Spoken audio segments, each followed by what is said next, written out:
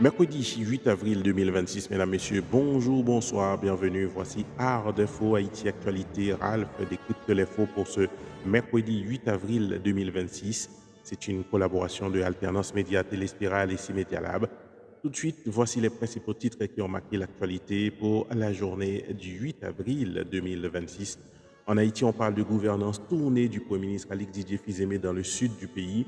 Ce mardi 7 avril 2026, le Premier ministre Alix Didier Fizeme a conduit une importante délégation ministérielle dans le département du Sud, notamment au CAI. Cette visite a été marquée par la signature de contrats de travaux et de supervision pour la gestion des eaux pluviales pour un montant supérieur à 10 millions d'euros. 5 engins lourds ont été remis à la mairie dans le cadre du programme Urbaïti financé par le Fonds européen de développement en présence de plusieurs diplomates européens, notamment l'ambassadeur français en Haïti. Au-delà des annonces, cette tournée a permis au chef de gouvernement de déployer une action multisectorielle sur le terrain. Il a inauguré un laboratoire de biologie moléculaire à l'hôpital général des Cayes, inspecté le système d'alimentation en eau potable et évalué les infrastructures sanitaires, notamment le centre de dialyse. Ces initiatives visent à renforcer la résilience du Sud face aux catastrophes naturelles et à améliorer l'accès aux services publics dans une région structurellement vulnérable. En Haïti, coopération internationale, l'Union européenne intensifie ses investissements dans le sud du pays. Depuis lundi 6 avril 2026, une mission conjointe avec des ambassadeurs de l'Union européenne, de la France et de l'Espagne se déroule dans le sud d'Haïti avec des activités prévues jusqu'au 13 avril. Cette visite vise à améliorer les projets financés par l'Union européenne, dont le programme Urbaïti, doté d'une enveloppe globale de 56 millions d'euros. Parmi les priorités figurent un projet de gestion des eaux pluviales au CAI, financé à hauteur de près de 10 millions d'euros. D'autres investissements majeurs sont engagés dans les secteurs de l'eau, de l'assainissement, de la santé. Un programme de 8 millions d'euros financé par l'Agence française de développement prévoit notamment la reconstruction de 4 maternités et le déploiement de cliniques mobiles. Ces initiatives ciblent les populations les plus vulnérables dans un contexte humanitaire marqué par des déplacements massifs et une forte dégradation des conditions de vie dans la région. On reste toujours dans le sud du pays pour parler sécurité maritime. Le gouvernement relance les gardes-côtes dans le sud.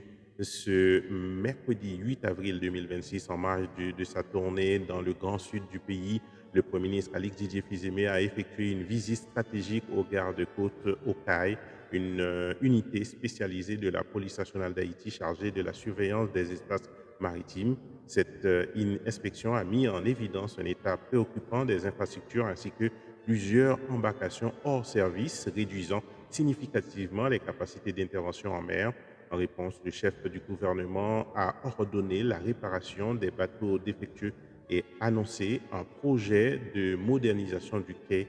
L'objectif est d'améliorer les conditions opérationnelles des agents et de renforcer la lutte contre les menaces maritimes, notamment les trafics illicites et les activités criminelles côtières. Cette démarche s'inscrit dans une volonté plus large de réaffirmer la présence de l'État dans les zones stratégiques du territoire haïtien. On reste en Haïti, mesdames, messieurs, pour parler sécurité, enlèvement d'un nourrisson résolu, mais inquiétude persistante. Le 5 avril dernier, une alerte a été lancée après l'enlèvement d'un nourrisson d'1 an à Tabar. Les investigations menées par la police nationale d'Haïti ont permis de localiser la suspecte avec l'enfant dans la zone de Damien Bon Repos. Acculée, celle-ci a abandonné l'enfant le 7 avril à Troussable avant de prendre la fuite. L'enfant a été retrouvé sain et sauf, puis remis à sa famille. Une enquête est en cours pour retrouver la suspecte activement recherchée. Ce cas illustre la persistance du phénomène des enlèvements en Haïti, tout en mettant en évidence la capacité de réaction de la PNH et les unités spécialisées dans un contexte sécuritaire toujours fragile, mais surtout le cas des kidnappings qui se fait dans les familles. C'est une situation très grave que la police nationale d'Haïti doit gérer. Haïti Environnement, le parc naturel Kiskia sous menace directe. Le 22 mars 2026, le parc naturel Kiskia, situé à Fond Parisien, près du lac Azuilly, dans la commune de Cantier, a été la cible d'intrusions illégales. Des individus armés ont incendié certaines infrastructures et tenté de s'approprier des portions de terrain, selon les responsables du site. L'alerte a été officiellement lancée dès le 23 mars auprès des autorités compétentes. Cette situation met en péril un écosystème fragile abritant plusieurs espèces protégées, dont des caïmans, des iguanes et des tortues. En l'absence d'une présence sécuritaire suffisante, les habitants assurent eux-mêmes la surveillance du parc. Malgré le déploiement annoncé d'éléments de la PISAP, les risques d'une nouvelle attaque restent élevés, faisant craindre une dégradation irréversible de ce patrimoine naturel. Et son directeur, Geoffroy Jean, qui répondait aux journalistes de Magic 9, alerte sur les risques pour la biodiversité et appelle l'État haïtien à agir. Maintenant, mesdames, messieurs, nous allons dans l'international pour parler de géopolitique. C'est le feu temporaire entre Washington et Téhéran. Hier, les États-Unis et l'Iran ont conclu un accord de cessez-le-feu de 2 semaines, intervenu à moins d'1 heure de l'expiration de l'ultimatum fixé par Donald Trump. Cet accord prévoit la réouverture immédiate du détroit d'Ormuz, par lequel transitait environ 20% du pétrole mondial avant le conflit déclenché le 28 février dernier. Des négociations doivent s'ouvrir dans les prochains jours au Pakistan sous médiation internationale. Malgré cette désescalade, la situation reste instable. Les autorités iraniennes ont précisé que cette trêve est conditionnée à l'arrêt des frappes et aux résultats des négociations à venir. Le conflit a déjà provoqué des pertes humaines importantes et une forte déstabilisation régionale, notamment au Liban.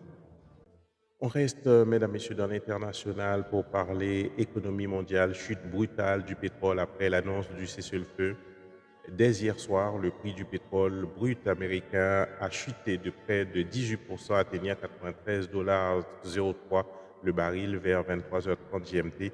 Cette baisse intervient après une hausse de près de 70% enregistrée depuis le début du conflit le 28 février dernier. L'annonce du cessez-le-feu et la perspective d'une réouverture du détroit d'Ormuz ont immédiatement rassuré les marchés. Cette variation illustre la dépendance des marchés énergétiques aux tensions géopolitiques. La stabilisation du Golfe représente un enjeu crucial pour l'économie mondiale, même si la volatilité reste élevée en raison de l'incertitude persistante autour des négociations. Et puis, toujours concernant cette situation dans le Moyen-Orient, Washington brandit la menace des sanctions douanières contre le pays qui vend des armes à l'Iran. Ce mercredi 8 avril 2026, Donald Trump a menacé d'imposer des taxes et douanes allant jusqu'à 50% à tous les pays fournissant des armes à l'Iran. Cette mesure vise à accentuer la pression sur les partenaires potentiels de Téhéran dans un contexte de situation sensible dans la région. Parallèlement, les discussions en cours devraient aborder la levée partielle des sanctions économiques et les conditions d'un accord durable. Cette stratégie mêlant pression économique et ouverture diplomatique reflète la complexité des rapports de force actuels sur la scène internationale. Et voilà, mesdames, messieurs, tout ce que vous deviez savoir sur Haïti et sur le monde pour ce mercredi 8 avril 2026.